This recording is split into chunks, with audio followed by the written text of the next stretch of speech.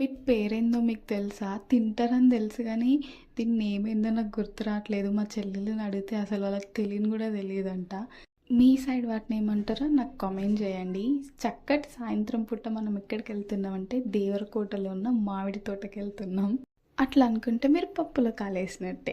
మేము మా మామిడి తోటకెళ్తున్నాం. లాస్ట్‌లో ఒక ట్విస్ట్ ఉంది. అదేంటో చెప్తా. ఇక్కడ మామిడి తోటలో ఎంటర్ అవ్వగానే ఎన్ని మామిడికాయలు ఉన్నాయో ఒక్కొక్క చెట్టుకి. చిన్న చిన్న మామిడి చెట్లే ఉన్నాయి గానీ, అసలు చెట్లే వంగిపోయేంత బరువుతోటి ఉన్నాయి కాయలు. ఇది చూసిర్రా ఎంత పెద్దగుందో, ఆల్మోస్ట్ 1 కేజీ ఉంటది. ఇంకో విషయం ఏందంటే ఇవన్నీ ఆర్గానిక్‌గా పండించిర్రంట. అంటే ఈసారి ఒక్క ఎరువులు గూడా ఎయ్యలేరంట. న్యాచురల్‌గా పెరిగిన కాయలన్నీ.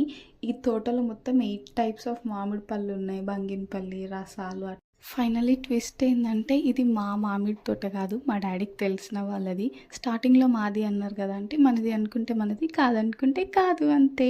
పార్ట్ 2 కూడా ఉంది. సబ్స్క్రైబ్.